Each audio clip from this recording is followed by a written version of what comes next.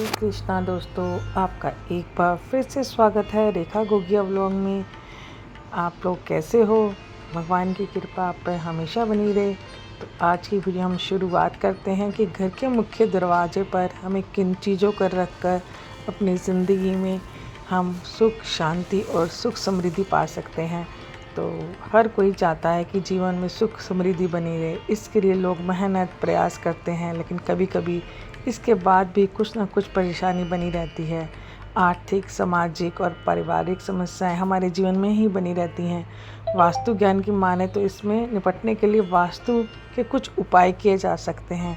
वास्तुशास्त्र के अनुसार अपने घर या ऑफिस के मुख्य द्वार पर यानी कि मेन गेट पर कुछ उपाय करने से जीवन में हम खुशहाली बरकरार रख सकते हैं।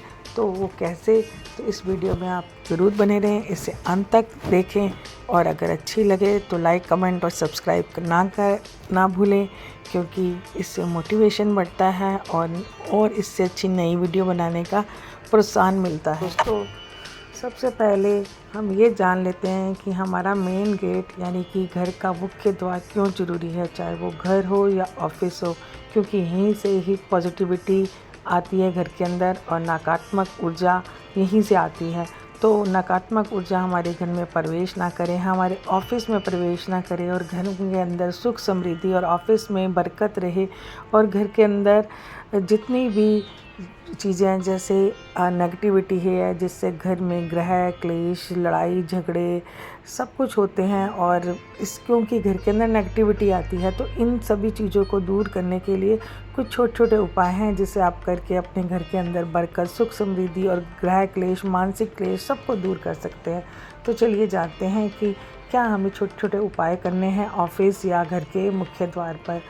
ऑफिस या मुख्य द्वार पर पानी से भरा कांच का बर्तन रखना चाहिए। ये ऐसा बर्तन होना चाहिए जिसमें खुशबू वाले यानी कि इसके अंदर फ्रेगनेंस अच्छी होनी चाहिए। जैसे गुलाब के फूल हैं, उनको आप एक कांच का बर्तन लेके उसके अंदर गुलाब के फूल डाल दें और ये बर्तन आप सजाने के लिए भी रख सकते हैं। आप देखते हैं कि आप सेंटर टेबल है, उसके ऊपर भी आप पानी भर के एक कांच का बर्तन रख सकते हैं और उसके अंदर खुशबूदार फूल या आप थोड़ी सी फ्रेगरेंस खुद भी डाल सकते हैं, यानी कि इत्र वगैरह डाल सकते हैं, जिससे घर के अंदर खुशबू रहे और पॉजिटिविटी बनी रहे और घर में खुशहाली भी बनी रहे। नंबर 2, पीपल का या आम का जो पेड़ होता है, जो उसके पत्ते हैं, उसकी एक माला बना लें। इसे घर या ऑफिस के प्रवेश द्वार पर बांधें। वास्तुशास्त्र के अनुसार इससे नेगेटिविटी दूर होती है और घर के अंदर सुख समृद्धि आती है। और जब ये पत्तियाँ सूख जाएं तो इसे बदल लें और फिर दोबारा से आप इन पत्तों की एक माला बना लें और घर के चौखट पे या ऑफिस की चौखट पे इसे लगा लें, ताकि हमेशा आपके घर में सुख समृद्धि बनी रहे। और बहुत ही आसान उपाय बता रही हूँ मैं आपको, आप इसे आराम से कर सकते हैं। मार्केट से आराम से चीज़ें मिल जाती हैं। आपको क्या करना है, तीसरा उपाय, घर या ऑफिस के मुख्य द्वार पर लक्ष्मी जी के पैर बनाएं या बने बनाए पैर भी ले सकते हैं, लेकिन लक्ष्मी माँ के ऐसे पैर लगाने चाहिए जो अंदर की तरफ जा रहे हों। वास्तु ज्ञान के अनुसार घर में सुख समृद्धि आती है। मुख्य द्वार के नीचे बाहर की ओर देवी लक्ष्मी के लाल या पीले रंग के पैरों का चिन्ह बनाने से सभी देवी देवताओं की शुभ दृष्टि हमारे घर पर बनी रहती है और कहा जाता है कि अशुभ ग्रहों का बुरा प्रभाव नहीं पड़ता। इसके अलावा घर में किसी की बुरी नज़र भी नहीं लगती। तो आप जाइए और जाके या तो आप खुद बना सकते हैं। आजकल बहुत सारी चीज़ें ऐसी मिलती हैं जिससे हम चिन्ह बना सकते हैं। जैसे हम दिवाली पे माँ लक्ष्मी के छोटे छोटे पैरों के निशान बनाते हैं, वैसे ही अंदर की तरफ बनाइए ताकि लक्ष्मी अंदर की तरफ प्रवेश करती हो और इससे घर के अंदर जो नेगेटिविटी है दूर होती है और सदैव घर में सुख शांति और बरकत बनी रहती है।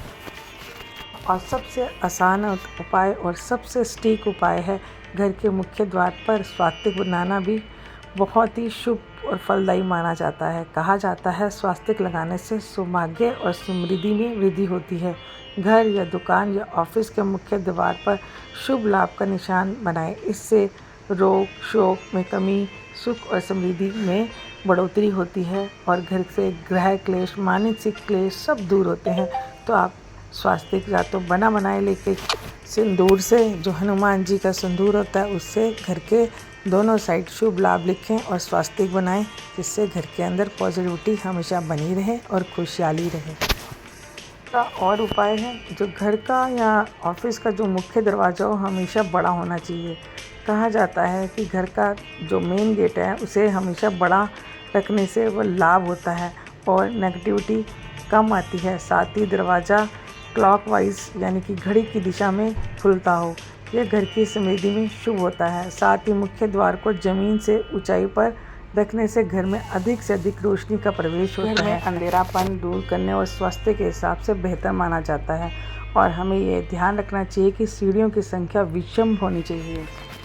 तो अगर आप चाहते हैं कि आपके यहाँ पैसे की कभी कमी ना हो, तो अपने मुख्य द्वार पर या दहलीज जरूर बनवाएं और हर सुबह इसे जल से धोएं।